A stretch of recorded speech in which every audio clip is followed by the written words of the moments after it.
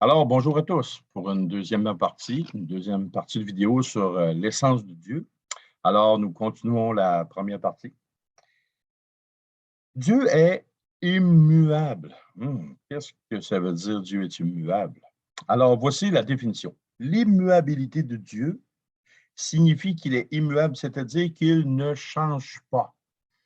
Immuable pour Dieu, ça ne veut pas dire qu'il est statique, qu'il ne bouge pas, qu'il est coincé, qu'il n'intervient jamais, qu'il est lointain et qu'on ne le voit pas et qu'on ne peut pas le ressentir. C'est qu'il n'est pas dans son coin, puis il est là, il regarde les hommes de haut, puis il voit tout ça, puis il est sans intérêt pour l'être humain, rien de ça. Au contraire. Qu'est-ce que ça veut dire? Indique que Dieu n'est jamais incohérent dans ses façons de faire, de penser, d'agir. Si on regarde les êtres humains sur Terre, qu'est-ce qu'on voit beaucoup? C'est de l'incohérence. On regarde quelqu'un, à un moment donné, en vieillissant, on devient incohérent, son ajustement laisse à désirer. Comment c'est qu'il fait ça? Ou on a plein de gens qui vont dire, ah ben une telle chose, ça va être comme ça. Oups, à un moment donné, ça change. Et c'est comme de l'incohérence ou ça ne marche pas. Donc, Dieu est jamais incohérent dans sa façon d'agir, dans sa façon de penser, sa façon de parler. Et, et quand on regarde les Écritures, on voit ça d'un bout à l'autre. Que Dieu, il commence dans une idée jusqu'au bout de la première page, jusqu'à la dernière page, jusqu'au bout de la parole de Dieu. Tout est parfaitement imbriqué dans l'autre. Il n'y a pas de contradiction dans sa parole. Pourquoi? Parce que l'auteur ultime, c'est Dieu qui a insufflé une cohérence totale et absolue. Et c'est pour ça que la parole de Dieu est si euh, cohérente, si intelligente, si vraiment écrite d'une main de maître. Pourquoi? Parce que c'est l'immuabilité de Dieu au travers de la cohérence qui fait que la parole de Dieu, elle est parfaite. Et voici qu'est-ce qu'on entend dans Jacques 1, 17. Qu'est-ce qu'on lit? Toute grâce excellente et tout don parfait descendent d'en haut, du Père des Lumières, chez lequel il n'y a ni changement, ni ombre de variation. Aucun changement, aucune variation. Psaume 102, verset 27. Mais toi, tu restes le même et tes années ne finiront point. Il reste le même d'éternité en éternité. Malachie 3,6, car je suis l'Éternel, je ne change pas. Et vous, enfants de Jacob, vous n'avez pas été consumés. Souvent, on dit, ah, mais Dieu, dans l'Ancien Testament, il n'est pas pareil comme Dieu dans le Nouveau Testament. Ce n'est pas vrai. La parole de Dieu nous enseigne clairement, je n'ai pas la référence avec moi, mais que Dieu est le même hier, aujourd'hui et éternellement. Ce n'est pas un Dieu différent dans l'Ancien Testament comme dans le Nouveau Testament. C'est juste que Dieu se révèle à l'être humain d'une façon particulière dans une époque donnée, dans une autre époque donnée, dans une autre époque donnée. Voyez-vous, je suis un croyant qui est dispensationalisme, et on va voir ça vraiment plus tard. Et Dieu, dans une dispensation ou une économie ou un temps donné, Dieu se révèle à l'homme d'une telle manière. Au début, dans la dispensation de l'innocence, Dieu s'est révélé comme étant un Dieu créateur, un Dieu proche de sa créature. Voyez-vous? Et exemple, moi, je suis un papa, je suis un pasteur, je suis un ami pour certains, je suis un mari, je suis un confident. Dans le temps que je travaillais, j'étais inspecteur dimensionnel en structure d'acier. Donc, je prenais des dimensions. À cause de mon rôle, de mon travail, je me révélais sous un jour d'être un inspecteur. Mais, voyez-vous, auprès de mes enfants, j'étais un papa quand ils étaient tout petits, mais en grandissant, je me révèle comme un père.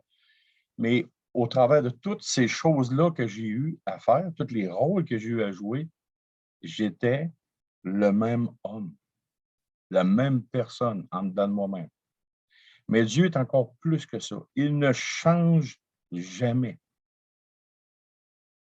On dit, ah, Dieu était austère et sévère dans l'Ancien Testament.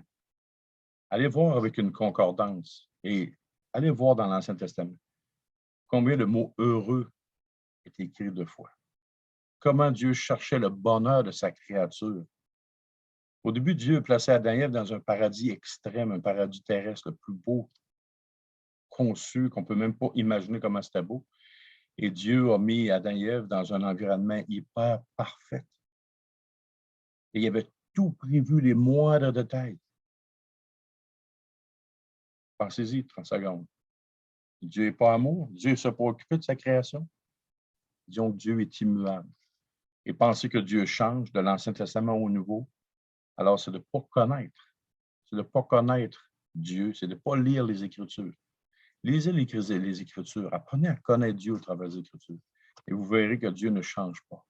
Dieu était amour. Ah, mais Dieu était sévère dans l'Ancien Testament. Ah oui? OK. David n'a-t-il pas bénéficié de la grâce de Dieu, du pardon de Dieu? Pourtant, il a commis l'adultère, il a commis le meurtre, préparé un plan de match pour tuer son meilleur soldat pour avoir sa femme. Dieu, selon la loi de Dieu, aurait pu le tuer. Et Dieu, dans l'Ancien Testament, a mis son décret à exécution et il a châtié. Comment est-ce que Christ nous présente le Père? Celui qui croit en moi a la vie éternelle, mais celui qui ne croit pas en moi, la colère de Dieu demeure sur lui. Jean 3, 36. Oh, Dieu nous parle de colère, mais c'est que l'homme, dans sa personne, ne veut pas voir tous les facettes de Dieu. Dieu peut être amour incroyable, mais peut être aussi colère. Au Nouveau Testament, il est une chose terrible de tomber entre les mains du Dieu vivant d'aller plutôt aux Hébreux. Donc, Dieu ne change pas. Il est le même aujourd'hui, maintenant, hier et éternellement. Donc, c'est pour ça qu'on a des capsules. C'est pour apprendre à connaître la personne de Dieu. Continuons. Il est omnipotent. Qu'est-ce que ça veut dire, omnipotent? La définition en 2 petits mots. Omni, ça veut dire tout, et potent, ça veut dire puissant. Donc, on peut dire que Dieu est tout-puissant et peut accomplir n'importe quoi. N'importe quoi, Dieu peut l'accomplir. Sauf une chose. Qu'est-ce que c'est? Hein? On vient de dire que Dieu est tout-puissant, qu'il ne peut pas accomplir quelque chose. Il y a une chose que Dieu ne peut pas faire, c'est le mal. Parce qu'il vient en contradiction avec sa personne. Mais en tout et partout, il peut faire tout ce qu'il veut. Deutéronome 3, 24.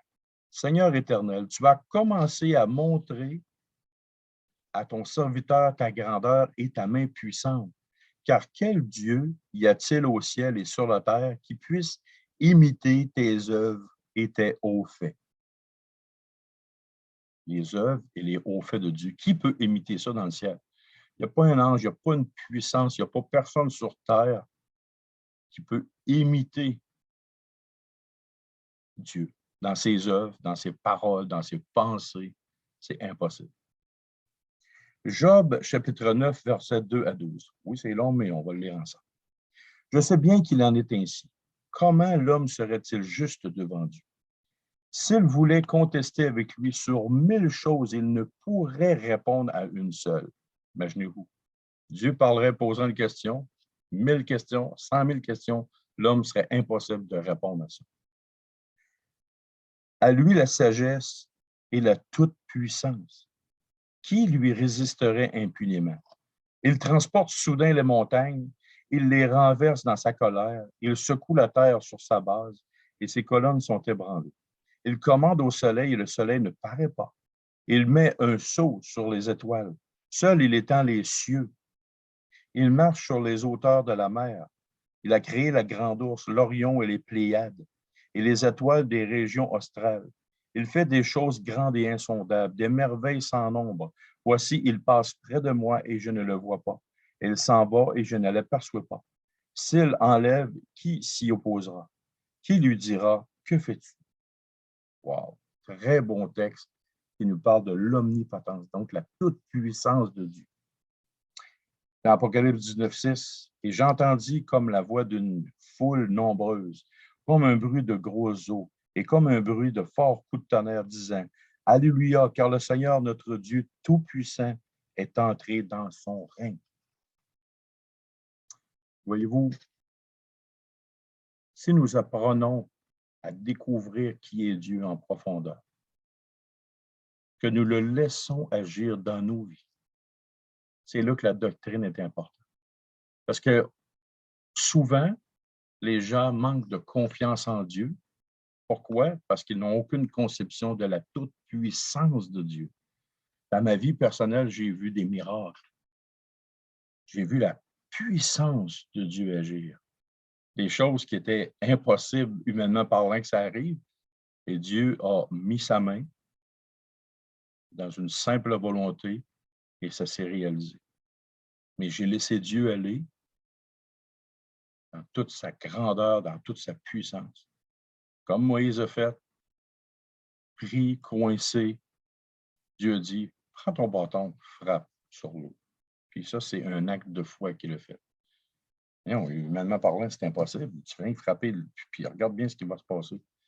Dieu a séparé les eaux, il a défié les lois de la gravité, de tout ce qu'on peut avoir comme loi physique, fait passer les enfants d'Israël, a pris le temps qu'il fallait et il a démontré sa toute-puissance. Maintenant, il est omniprésent. Donc, comme la première définition, omni veut dire tout. Et maintenant, présent, ça veut dire c'est présent. Donc, ça veut dire que partout dans l'univers, Dieu est présent. Dans tous les lieux, dans toutes les sphères. La parole de Dieu nous dit qu'il y a comme un troisième ciel. Le ciel terrestre, où ce qu'on respire l'oxygène. Il y a le ciel céleste, où ce qu'on voit les étoiles, puis le cosmos qu'on appelle, et l'univers entier. Et le troisième ciel, c'est la présence de Dieu, où Dieu manifeste sa présence auprès des anges, des archanges, des chérubins. Et il y a même un quatrième endroit que la parole de Dieu nous dit que Dieu habite une lumière inaccessible, que personne, que nul peut aller pour être là. Donc, dans toutes les sphères possibles et impossibles, Dieu est présent partout. Par contre, Dieu, selon la parole de Dieu, n'est pas dans les choses inanimées ou les animaux. Dieu n'est pas dans la matière. Pourquoi? Parce que ça se trouverait être du panthéisme. Le panthéisme, c'est quoi? C'est une doctrine philosophique selon laquelle Dieu est tout. Et là, je vais vous lire quelques petites choses. Elle se distingue du monothéiste. On dit mono pour dire un seul, théisme pour Dieu, la doctrine qui croit qu'il y a un seul Dieu. Elle se distingue du monothéiste en considérant que Dieu n'est pas un être personnel distinct du monde, mais qu'il est l'intégralité du monde. Cette conception est appelée l'immanence, par opposition au principe de transcendance du Dieu créateur monothéiste. C'est quoi la transcendance? C'est veut dire que Dieu est à l'extérieur des choses créées par Dieu. Donc, selon la parole de Dieu, Dieu n'est pas dans la matière, les roches, le bois, les papillons, peu importe, l'eau. Dieu n'est pas au travers ces choses-là, dans ces choses-là. Okay? Et on va le voir au travers de la parole de Dieu. Deutéronome chapitre 4, verset 39.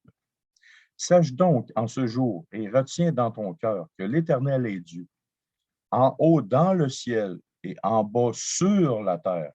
Et ce n'est pas marqué dans la terre, c'est marqué sur la terre.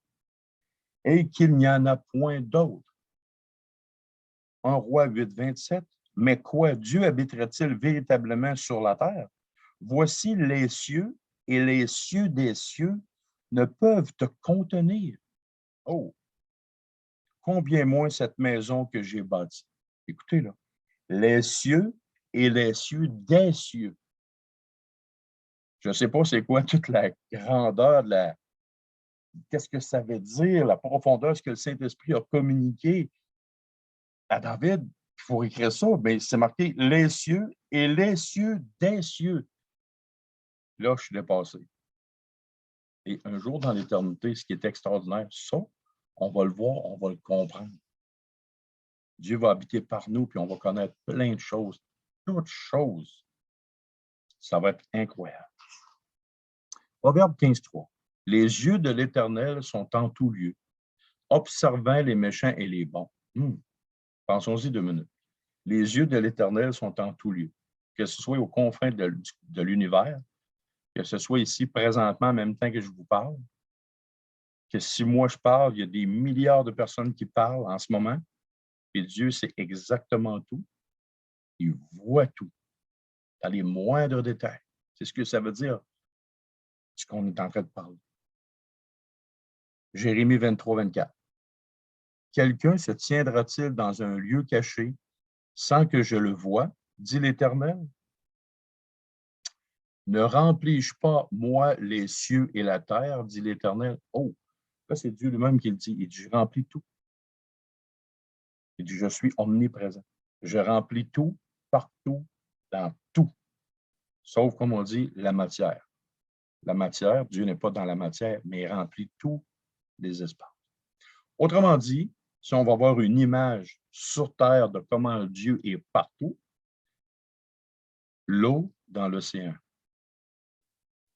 Reste-t-il dans l'océan une partie d'oxygène que l'eau n'a pas pris la place? Dieu est partout dans l'océan.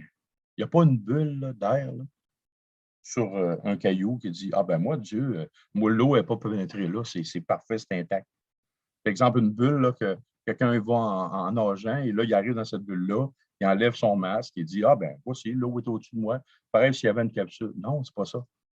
C'est que l'océan remplit, tout l'océan, tout ce qu'on appelle l'océan, toute l'eau remplit cette cavité-là. Il n'y a rien de pas touché par l'eau. Donc, avec Dieu, c'est la même chose. Quand on parle de son omniprésence, c'est que Dieu est présent partout, en tout lieu, en tout temps. Maintenant, on va parler de son omniscience. Encore une fois, omni, ça veut dire tout, et science, chose ou science. Donc, on peut dire que Dieu connaît toute chose, toute pensée, toute action, toute parole passée, présent ou future. Ça veut dire qu'il connaît le passé parfaitement. Dieu est le meilleur historien du monde entier. Pourquoi? Il était là. Dieu connaît le présent, à l'heure actuelle de ce qu'on se parle, parce qu'il voit tout. C'est son omniscience. Il connaît tout ce qui se fait sur la terre. Au complet.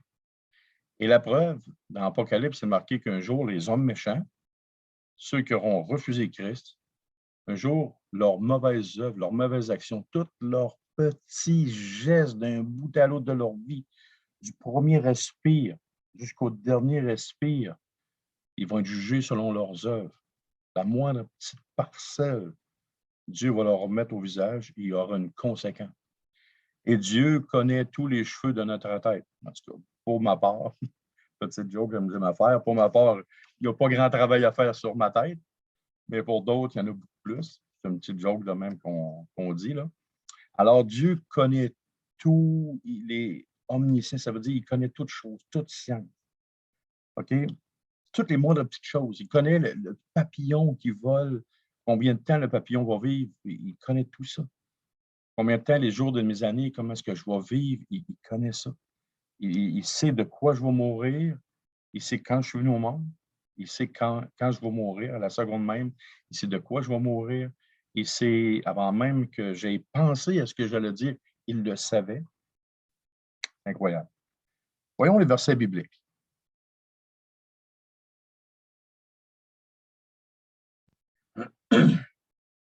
Job chapitre 9, verset 3.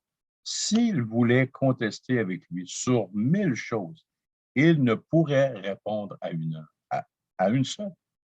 Donc, Dieu, même si tu voudrais contester sur 1000 choses, ma femme me dit souvent que je suis un grand débatteur, que je suis un grand argumentateur, je suis un argumentateur. Dites-vous une chose, quand je vais arriver devant Dieu, si Dieu était devant moi, je ne pourrais rien dire parce qu'il est l'absolue vérité. Et je ne dirais rien. Pourquoi? Impossible. Impossible. Même il y a des hommes qui sont très intelligents, très qualifiés, beaucoup plus compétents que moi dans tellement de domaines. Et des fois, ils arrivent avec une science. Wow, ça peut, là. Je ne suis pas capable de débattre contre lui. Exemple, en mathématiques, en français, oui, je connais le français un peu, les mathématiques un peu, mais jamais pour arriver avec un homme de science incroyable. Mais voyez-vous, avec Dieu, c'est la même chose. Omniscient, c'est toute chose. Comment est-ce que je voudrais débattre avec lui? Ce serait impossible. Impossible. Job 21, 22. Est-ce à Dieu qu'on donnera de la science, à lui qui gouverne les esprits célestes? On peut-tu apprendre quelque chose à Dieu? C'est ce que la parole de Dieu dit. Non. Il gouverne les esprits célestes. Wow, c'est incroyable. Il les a créés, il gouverne. 1 Roi 8, 39.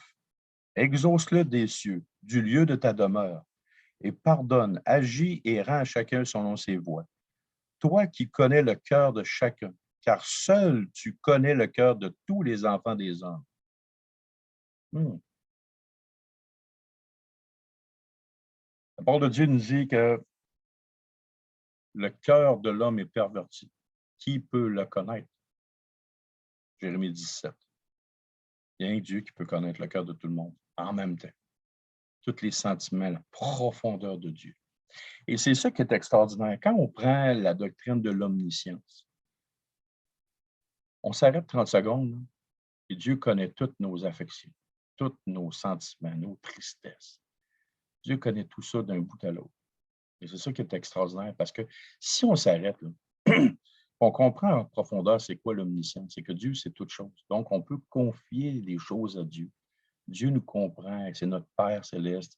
Il s'arrête. Donc, on peut lui faire confiance. Il est tout-puissant, il peut faire agir, faire quelque chose d'extraordinaire. Un homme qui est rendu ou une femme qui est rendue au bout du rouleau, qui a envie de se suicider, Dieu sait ça. Dieu connaît ça. Et là, qu'est-ce qui se produit? C'est que Dieu peut agir. Il est tout-puissant et aussi il est omniscient. Il connaît ta situation. Il connaît vraiment en particulier ta situation.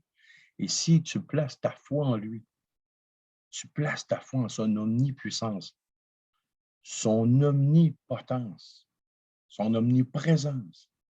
Et si tu crois fermement dans ton cœur que Dieu a ces trois choses-là, qu'il est ces trois choses-là, laisse-les agir, tu vas voir que ce que je te dis, c'est vrai. C'est dans sa parole, c'est sûr et certain pour toi. Alors, pense-y de maintenant. On continue. Proverbe 5, 21. Car les voies de l'homme sont devant les yeux de l'Éternel qui observe tous ses sentiers. Wow. Dieu nous observe d'un bout à l'autre. Et le dernier verset pour cette capsule-là, dans Matthieu chapitre 6, versets 6 à 8. Et là, c'est le Seigneur Jésus qui parle. Mais quand tu pries, entre dans ta chambre, ferme ta porte et prie ton Père qui est là dans le lieu secret. Et ton Père qui voit dans le secret te le rendra. En priant, ne multipliez pas les vaines paroles comme les païens qui s'imaginent qu'à force de paroles, ils seront exaucés. Ne leur ressemblez pas, car votre Père sait de quoi vous avez besoin avant que vous le lui demandiez. Ça, c'est spécial. On va prendre un petit peu de temps pour ce texte. On va remarquer qu'il s'adresse à tous les croyants. Que ce soit en Chine, que ce soit au Japon, que ce soit au Canada, que ce soit en France, en Italie. Il y a des milliards de personnes sur Terre qui prient. En même temps, 24 heures sur 24. Dieu reçoit tous les prières de tout le monde. C'est pas comme un fonctionnaire qui travaille au gouvernement, qui reçoit un dossier, qui le met sur la pile, puis quand j'aurai du temps. Non. Dieu écoute, Dieu entend, Dieu connaît. Avant même que les gens le disent, Dieu savait, connaissait. Il y avait déjà un plan de match. Et là, si c'est ça, c'est marqué ici, car votre Père sait de quoi vous avez besoin avant que vous le lui demandiez. Là, on dit, ouais, mais ça donne quoi de prier? Ça donne quoi? Comme un peu comme le gars qui était pas loin du Seigneur Jésus à un moment donné, puis là, le Seigneur Jésus est arrivé avec lui, puis il a dit, que veux-tu que je te fasse? Pensez-vous sérieusement que le Seigneur Jésus ne le savait pas? Qu'est-ce que cet homme-là voulait que Jésus-Christ fasse pour lui? Ce que Dieu aime, par-dessus tout, c'est un cœur qui lui fait confiance. C'est un cœur qui s'arrête près de Dieu et qui vient auprès de Dieu lui parler. Parce que Dieu est un Dieu communicateur. Il aime communiquer. Il aime prendre soin. Un peu comme un papa qui regarde sa petite fille, puis là, la petite fille, elle la regarde dans ses yeux. Puis là, on sait très bien que c'est un biscuit qu'elle veut, un petit gars, une petite fille. On sait très bien, le papa et la maman sont pour vous, là. C'est très bien. Qu'est-ce que tu veux? Et puis là, l'enfant, il regarde son père et sa mère. Puis là, le papa et la maman, ils disent, quoi tu vas avoir? Tu vas avoir un biscuit, hein? Il dit, oui. Puis là, la petite enfant dit, pourquoi tu sais? Puis là, le papa et la maman regardent le petit enfant dans les yeux, puis il dit, écoute, je te connais, je sais qu'est-ce que tu veux avoir. Alors, Dieu, voyez-vous, Dieu est un père aimant et il aime avoir une communication, une intimité avec les gens. Donc, fions-nous à ces doctrines-là. Une doctrine, c'est un enseignement, une chose tirée de la parole de Dieu pour qu'on puisse marcher en toute connaissance de cause. Et c'est à ça que ça sert la doctrine. C'est de construire quelque chose sur des bases solides. Construire une relation avec Dieu sur des bases solides qui viennent de la parole de Dieu. Alors, sur ce, on termine notre deuxième partie de l'essence de Dieu. Alors, si vous avez aimé, likez, partagez, afin que ces principes-là soient connus du plus grand nombre sur la terre entière. Alors, bonne journée et on se revoit dans pas longtemps pour une autre capsule sur l'essence de Dieu. Et la troisième et la dernière. Merci beaucoup. Bonne journée.